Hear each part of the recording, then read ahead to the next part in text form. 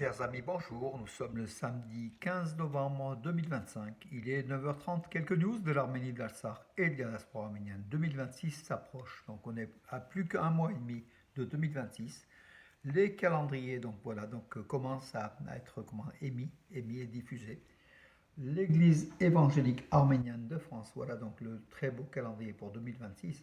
Voilà, en arménien, tout en arménien. Il existe aussi en français, donc voilà, avec justement de nombreuses pages, bien sûr, issues de la Bible, développées, avec tous les jours donc des commentaires sur les journées. Donc, un très très beau, voilà, calendrier qui m'a été offert par le Père, par le pasteur, révérend pasteur Hagop Koujikian. Donc, il signe déjà un article. Bravo au pasteur Hagop Koujikian. Voilà donc un calendrier de l'église évangélique arménienne.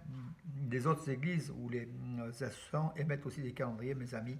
Encouragez-les en les achetant, puis en suivant, en vous mettant tous les jours à l'heure arménienne en 2026.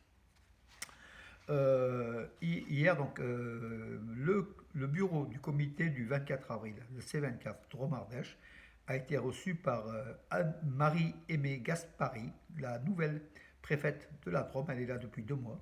Voilà, donc d'origine corse, voilà, comme elle nous l'a précisé.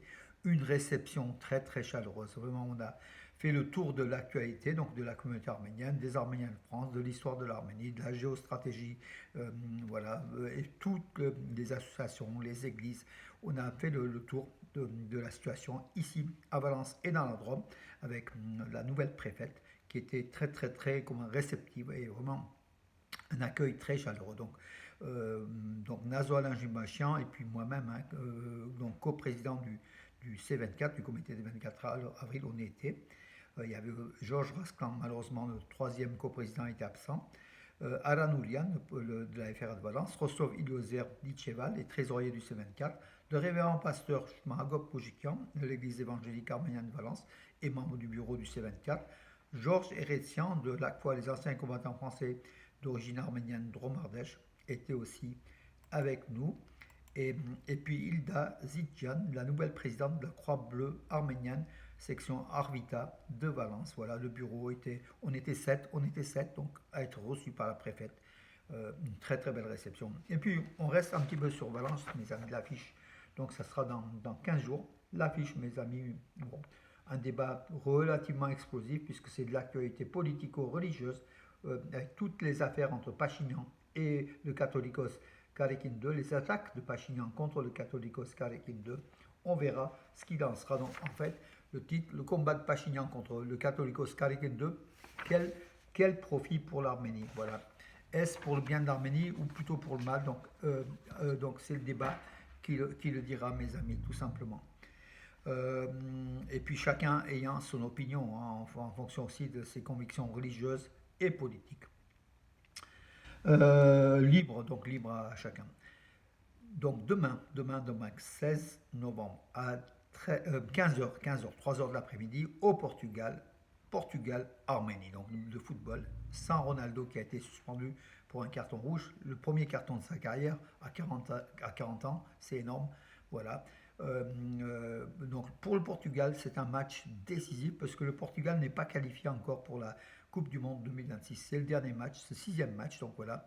Le Portugal qui avait gagné contre l'Arménie 5-0 à Yerevan, et là, au match retour, a priori, l'Arménie devrait concéder une défaite. Et c'est un match capital pour le Portugal. Les Portugais, nous avons des amis portugais ici à Bourg-les-Valence qui sont inquiets.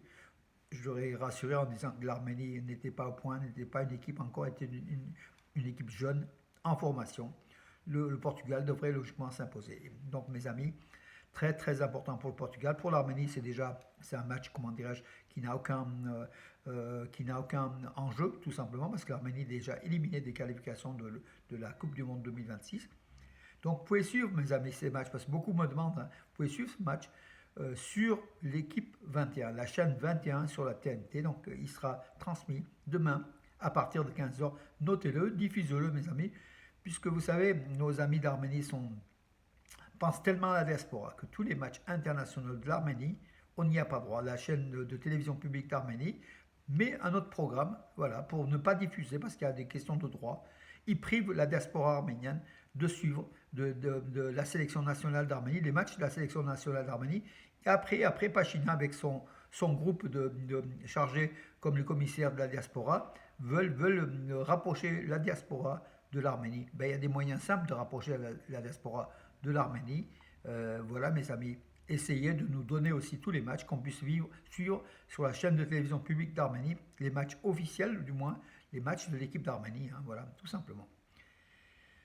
Passons, mes amis, à l'actualité politique, économique, l'actualité, celle que vous aimez, celle que vous me suivez d'ailleurs pour cela. Voilà, donc je vais vous donner quelques éléments de cette actualité de la journée d'hier. Là, je gagne du temps, mes amis, juste pour me pointer sur les articles que j'ai fait hier dans la journée sur Arménie, Nouvelles d'Arménie. Le président de la République d'Arménie, donc Nicole Pachinian, pas Nicole Pachinian, bien sûr, Vakon Ratchaburian, le président de la République d'Arménie, a affirmé les opinions et les croyances de différentes, et des croyances différentes peuvent s'unir autour d'un objectif commun de l'Arménie. Hein, voilà, c'est Vakon Ratchaburian qui a hier participé au lancement du premier petit déjeuner de prière en Arménie. On organise maintenant des petits déjeuners de prière, vous savez. Tout ça, c'est contre Saint-Etchmiadzin, bien évidemment, c'est contre le Catholicos Kalekinto. Il n'y a pas photo, hein, c'est vite vu. En tout cas, le président arménien a fait ce discours. Il y avait quelques centaines de membres du clergé ou d'autres représentants qui étaient là à cette réunion, petit déjeuner, qui s'est poursuivi. Donc hier, on verra aussi d'autres conclusions, mais bon, qui vont tous dans le même sens. Etchmiadzin, Saint-Etchmiadzin, devrait être écarté de la politique, devrait faire de la religion, de la foi, et ne pas s'occuper de la politique. Mais comment faire? Puisque Saint-Etchmiadzin, c'est aussi le peuple arménien, c'est la patrie, c'est la défense de la nation arménienne. Quand il n'y avait pas d'État, Saint-Etchmiadzin, l'Église arménienne défendait donc justement la nation arménienne. Aujourd'hui, le dilemme avec la République d'Arménie, comment Saint-Etchmiadzin ne peut pas s'occuper de politique et de laisser tomber et laisser Pachinian faire ses affaires entre guillemets. D'ailleurs, parmi ses affaires, la Cour constitutionnelle d'Arménie a confirmé la condamnation de Karapetyan, en fait, de l'homme d'affaires, milliardaire arménien emprisonné depuis 5 mois, Samuel Karapetyan, voilà, qui est mis en prison tout simplement pour opinion. Hein, voilà, donc c'est quand même assez terrible, hein, ce qui se passe avec des arrestations de blogueurs. Donc le gouvernement Pachinian sert un petit peu, donne pas une vraie image de démocratie, hein, en ce moment. C'est plutôt une dérive de la démocratie, mes amis, voilà, avec des organisations de journalistes qui dénoncent l'usage disproportionné de la force contre des blogueurs et médias qui critiquent le gouvernement. Voilà, heureusement que je ne suis pas aujourd'hui en Arménie, mes amis. Voilà, enfin, bon, je dis aussi du bien de Pachinian quand il faut, hein, mes amis. C'est aussi le Premier ministre élu par le peuple, dont on doit respecter. Mais bon, on peut aussi discuter de ces dérives, et c'est le cas actuellement, voilà, avec aussi beaucoup de concessions face au monde turcique. Alors, d'autres informations, mes amis, bien sûr, il n'y a pas. Donc, le projet de Carrefour de la Paix prend forme et entre dans la phase de réalisation, affirme le Premier ministre arménien, donc avec les routes qui avancent, hein, qui comptent la route nord-sud, par exemple, le tronçon Akarak-Kacharan au sud, Gumri-Yerevan qui devait être inauguré, en fait, le tronçon, en fait, hein, de cette autoroute, voilà, est quasiment achevé. Il reste à faire des aménagements. Ça se poursuit, mes amis, les axes routiers de l'Arménie. Et Nicole Pachinian dit que ce carrefour de la paix, donc ce projet routier qui traverse dans tous les sens l'Arménie, prend vie de plus en plus. Voilà. Le président du Parlement de Géorgie a affirmé que l'Azerbaïdjan et l'Arménie mènent la bonne politique. Donc hier, il a reçu, il s'appelle Shalva Papuashvili. Il a reçu donc hier le ministre arménien des Affaires étrangères, Adat Mirzoyan, et il a dit: nous devons tous nous soutenir mutuellement sur les questions importantes pour l'Azerbaïdjan, l'Arménie et la Géorgie. Cela inclut le renforcement de notre souveraineté et l'amélioration du bien-être de nos populations, a ajouté donc Shalva Papuashvili. Le ministre des Affaires étrangères d'Arménie, Arat Missonian, a rencontré aussi à Tbilissi, hein, son homologue de Géorgie, voilà, Madame Maka, c'est son prénom, hein. Alors son nom de famille, alors je ne l'ai peut-être pas ici, mais en tout cas, il a fait un discours, il a rencontré, oui, Bojolishvili, voilà. Donc du coup, il a bien sûr loué les bonnes relations entre l'Arménie et la Géorgie, qui sont très très chaleureuses ces derniers temps. Il a rencontré aussi le président de Géorgie et le premier ministre de Géorgie. Donc voilà donc aussi une tournée importante pour la diplomatie arménienne en Géorgie. Les débris de missiles Iskander, russes, hein, sont tombés sur le bâtiment de l'ambassade d'Azerbaïdjan à Kiev, a affirmé le président ukrainien, hein, donc ce qu'a affirmé Volodymyr Zelensky. Aliyev a aussitôt appelé donc, le président ukrainien pour demander un petit peu des précisions. Et puis Bakou a fait une note de protestation contre Moscou pour ces débris de missiles qui sont tombés opportunément d'après les Azerbaïdjanais. C'est un hasard qui alimente pas mal de choses sur l'ambassade d'Azerbaïdjan à Kiev. On sait la proximité de l'Azerbaïdjan avec l'Ukraine et peut-être la Russie a fait aussi peut-être volontairement certaines choses pour essayer aussi de faire d'une pierre deux coups. À compter du 1er janvier 2027, la distribution de sacs et sachets en polyéthylène sera interdite et son utilisation sera soumise à une amende de 100 000 à 150 000 dirhams. Voilà, l'Arménie, bien sûr, s'inscrit dans le cadre justement de la lutte contre la dépollution, en fait, hein. La lutte contre ces éléments nocifs. Voilà.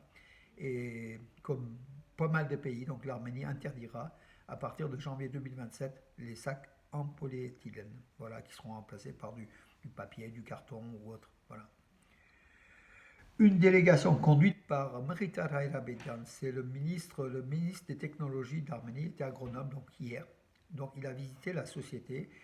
Après Schneider, il a donc visité la société Teledyne E2V et a rencontré le vice-président des ventes, Eric Marcello, et le vice-président des programmes d'ingénierie, Marc Garo Iliozer, qui est le fils de mon ami, donc vous le connaissez, Rostov Iliozer. Donc Marc Iliozer, qui est donc le vice-président des programmes de l'ingénierie, en fait, hein, voilà. C'est le ministère arménien des technologies qui a annoncé donc, en postant une photo à Grenoble. Bravo à tous, bravo aussi à Marc Iliozer, Garo Iliozer, qui est président aussi d'une association arménienne, hein, qui est très très active à Grenoble et puis en France. Voilà mes amis, j'ai fait le tour de l'actualité. Voilà, je vous donne rendez-vous à demain et je vous souhaite une bonne journée mes amis, qui risque d'être pluvieuse chez nous, mais en tout cas une bonne journée. Parior.